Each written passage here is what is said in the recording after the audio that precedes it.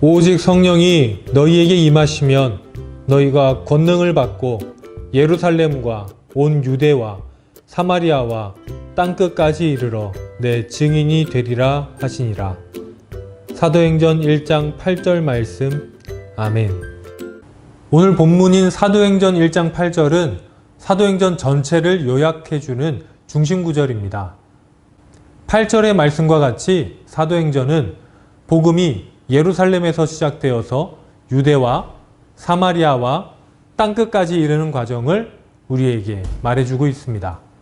많은 분들이 이 땅끝이란 단어에서 여러 가지 의미를 만들어내십니다.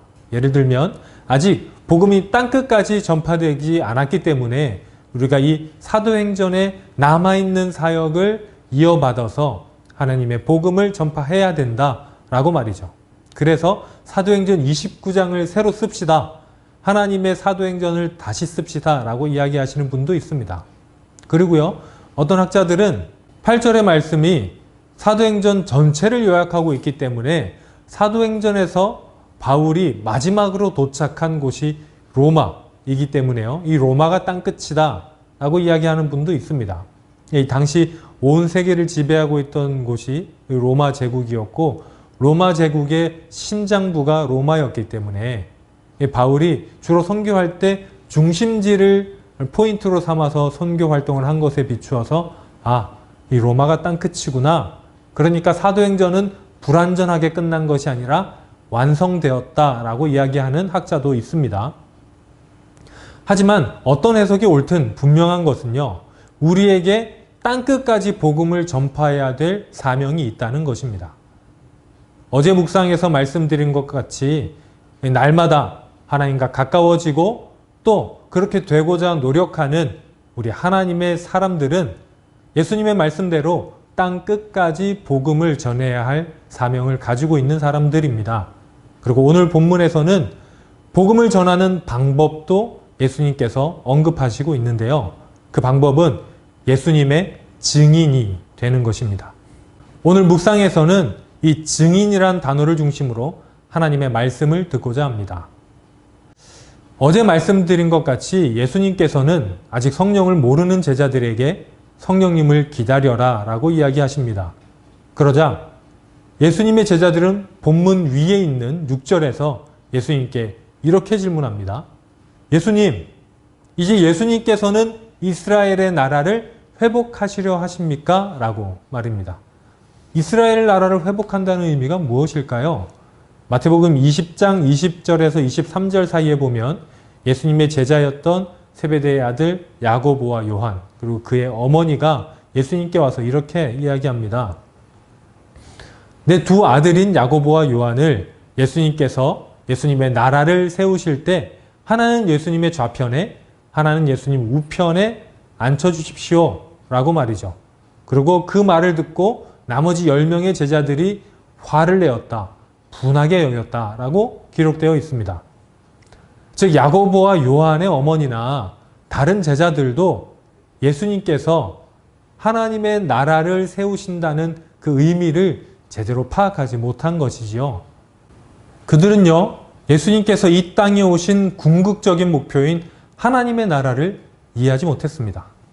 그들은 아직 하나님의 나라가 어떤 나라인지 전혀 알지를 못하고 있습니다. 때문에 그들은 로마같이, 로마 제국같이 눈에 보이고 강력한 군사력을 가지고 있고 넓은 영토를 가지고 있는 나라가 하나님의 나라라고 생각했던 것 같습니다.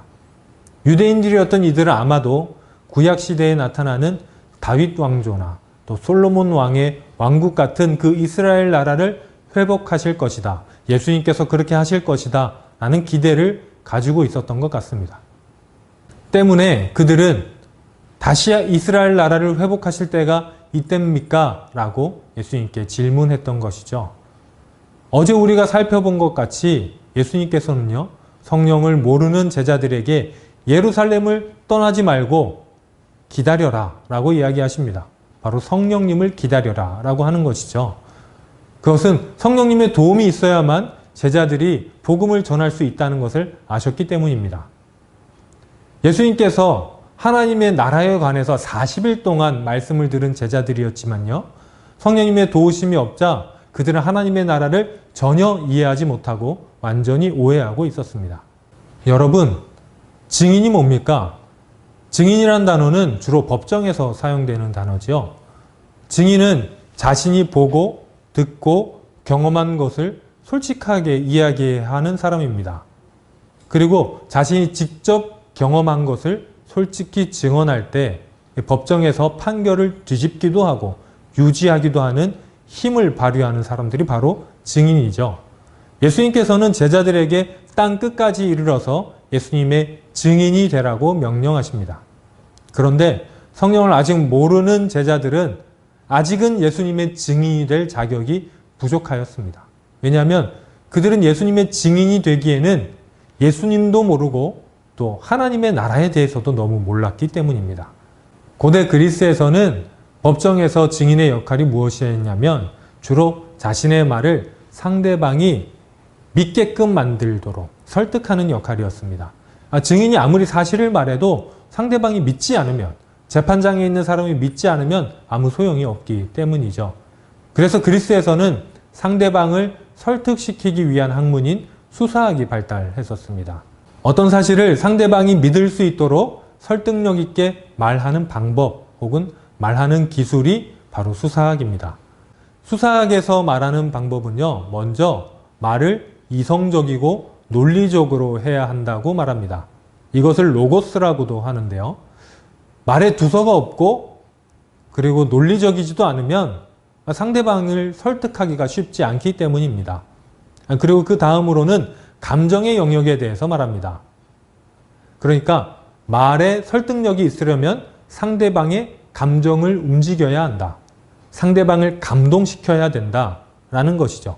목소리의 높낮이나 혹은 속도, 또 어떤 특별한 내용들, 또 사용하는 음악을 사용하거나 음료를 사용해서 어떻게 해서든 상대방의 감정을 움직여야 설득할 수 있다는 것이죠. 이것을 수사학에서는 파토스라고 이야기합니다. 그리고 말하는 방법의 마지막 요소로 에토스라는 것을 이야기합니다. 이 에토스라는 것은 다시 말하면 말하는 사람 그 자체에 관한 것입니다. 예를 들면 말하는 사람 자체가 신뢰할 만하고 믿음직하다면 사람들은 그 사람의 말이 조금은 덜 논리적이어도 그리고 그렇게 감동스럽지 않아도 그 사람의 말에 설득이 된다는 거죠. 결국 중요한 것은 어떤 사람이냐라는 것입니다. 우리가 예수님의 증인이 되기 위한 방법을 이 고대 이스라엘의 수사학에서 배울 수 있습니다.